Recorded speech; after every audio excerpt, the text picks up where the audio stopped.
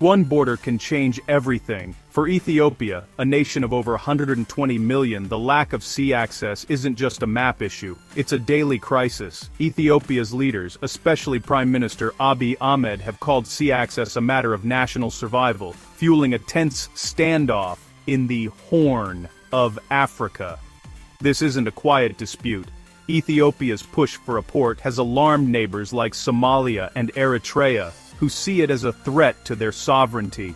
The region is on edge, with history, economics, and national pride colliding on the shores of one of the world's most strategic waterways.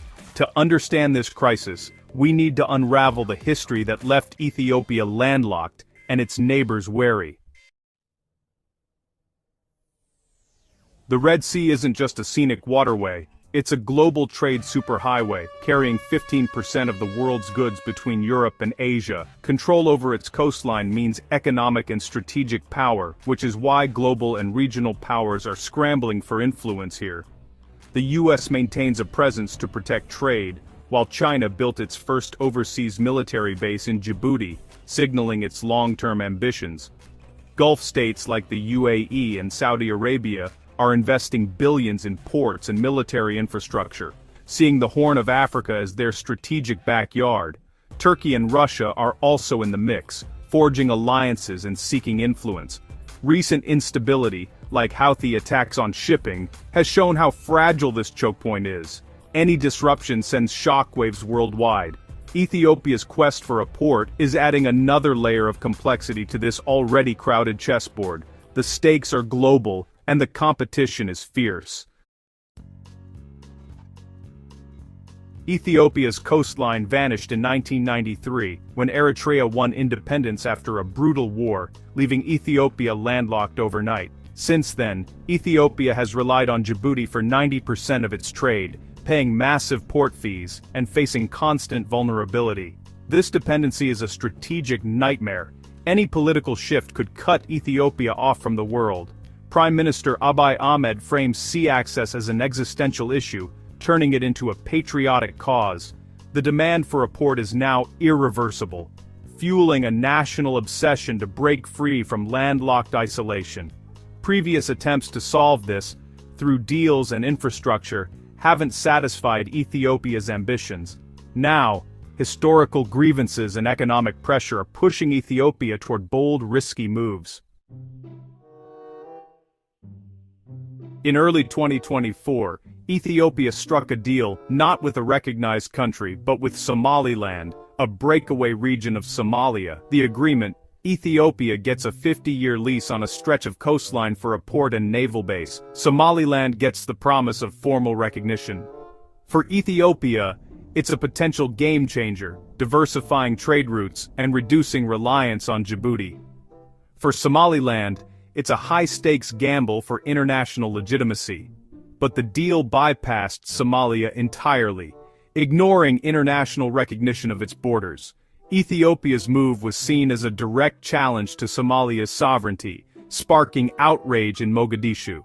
The backlash was immediate and fierce, turning a bilateral agreement into a regional crisis.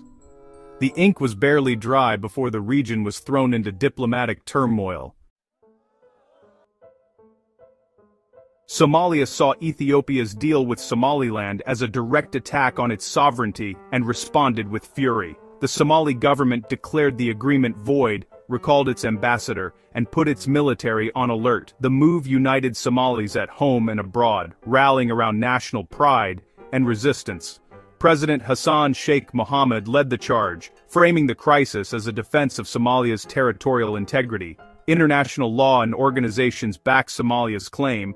No one recognizes Somaliland as independent. Ethiopia's action is seen as an attempt to rewrite Africa's borders, alarming other nations with their own separatist regions. The crisis has escalated into a dangerous standoff, with both sides trading accusations and warnings.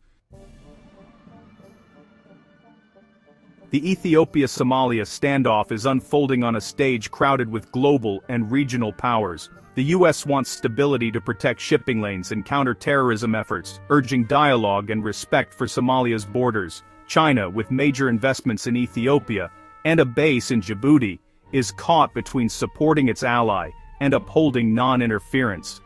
Gulf states are split. The UAE quietly backs Ethiopia, while Egypt, already at odds with Ethiopia over the Nile, supports Somalia. Turkey, a key Somali ally, condemns the deal, while Russia sees opportunity in the chaos to expand its influence. Each power's involvement raises the risk that a local dispute could spiral into a wider conflict.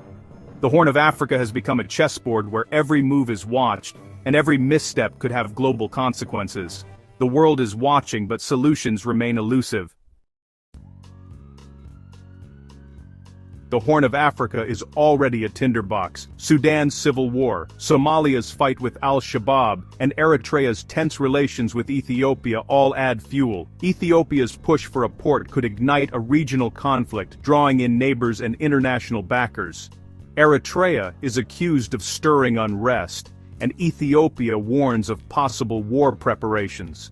A wider conflict would devastate millions, disrupt global trade, and create openings for extremist groups like al-Shabaab and ISIS. The Red Sea's security would be threatened, with ripple effects on energy prices and global markets. The international community is desperate to prevent this nightmare, but nationalist pride and strategic interests make compromise difficult. The region is holding its breath, hoping for diplomacy over disaster. The Horn of Africa stands at a crossroads: war, peace, or a tense stalemate. War would drag in neighbors and global powers, creating a humanitarian catastrophe and reversing decades of progress. Peace is possible if mediators broker a deal that gives Ethiopia port access while respecting Somalia's sovereignty, perhaps through a trilateral agreement. The third path is a prolonged standoff: no war, no peace, just simmering tension and economic stagnation. The choices made by leaders in Addis Ababa, Mogadishu, and Hargeisa, and the actions of the international community, will decide the region's fate. Ethiopia's quest for the sea has unleashed old grievances and new ambitions. The challenge is to find a solution before the crisis explodes. The future of millions hangs in the balance. What happens next is up to those who dare to lead.